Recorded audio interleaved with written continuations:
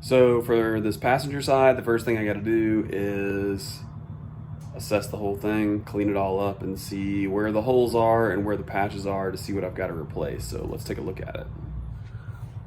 So I'll start here on this end, just like I did on the driver's side. I can already tell there's a pretty nasty patch.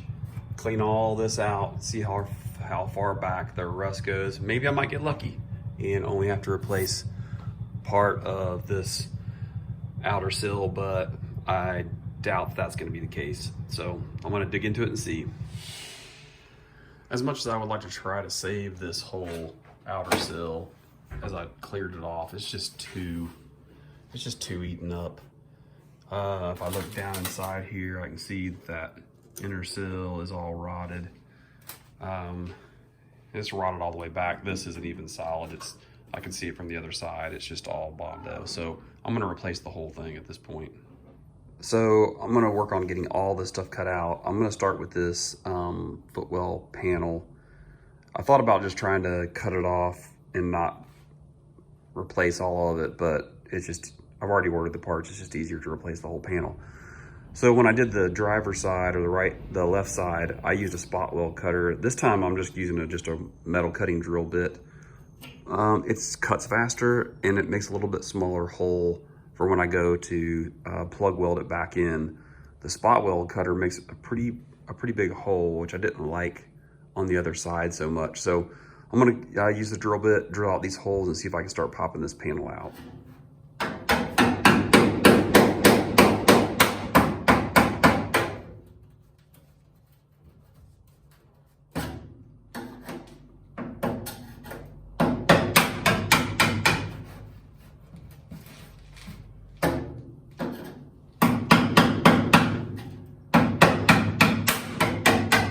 Kind of hear that snap, that loud snap. That's when whatever's remaining in the spot weld actually breaks free.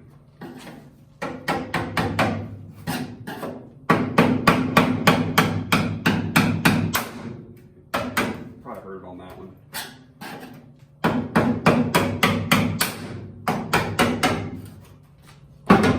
Got one here, I've still got to drill out.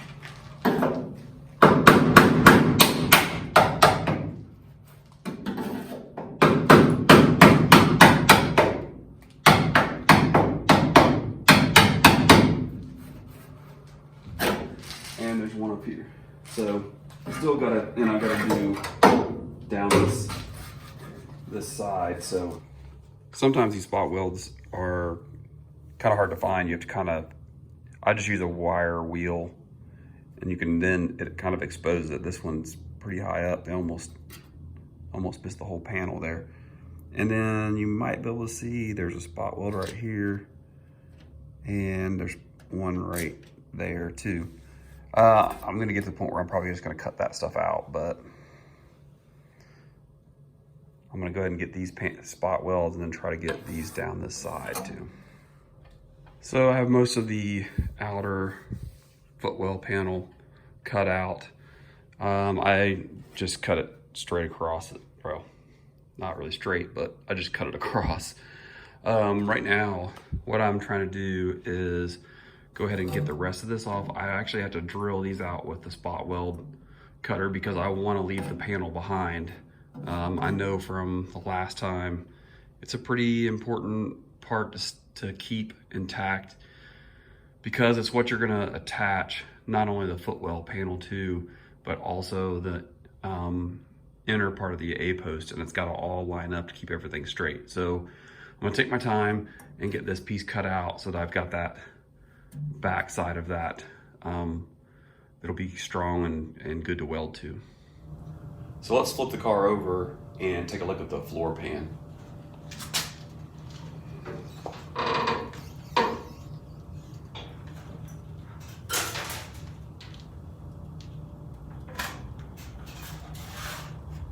So the floor's obviously going to be replaced. It's pretty rusty. Whoever did repairs on it, just tried to kind of fill it with rubber sealant to fill out all these holes, but they're pretty much gone.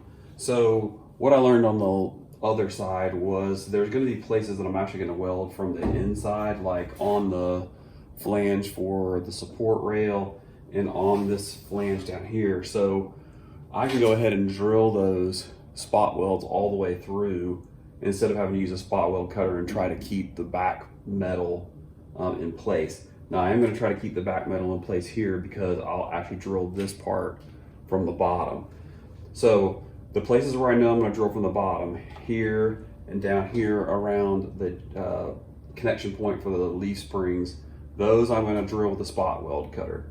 But all the rest of them are all going to get drilled from the bottom. They're going to get welded from the top, so I can drill all the way through. It's just a faster process than using the spot weld cutter. So let's try to clean some of this up, and that'll expose that this panel that I want to repair on the end. So I've been working on this floor pan. I've got these all cut out the way I wanted to. I know I'm gonna have a small repair right here, but the wonderful news is I'm gonna get to do 2 floor tear outs because this was the original panel and there's a piece of tin just laid in on top.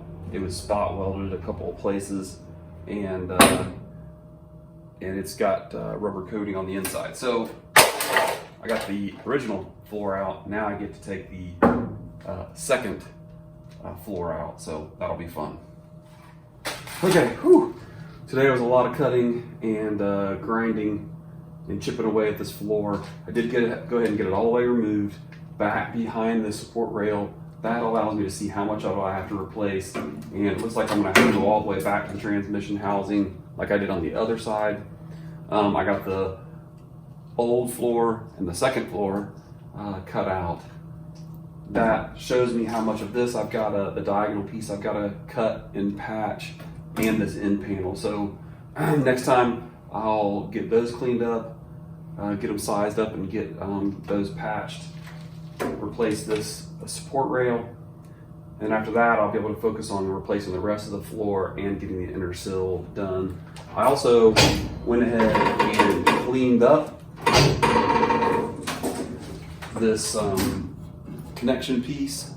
I got that all taken off and cleaned up, so it's ready to go too. So I feel like it's going much faster than the other side, partly because I just know how it goes together now and I know what I'm doing. So I'll see you on the next episode.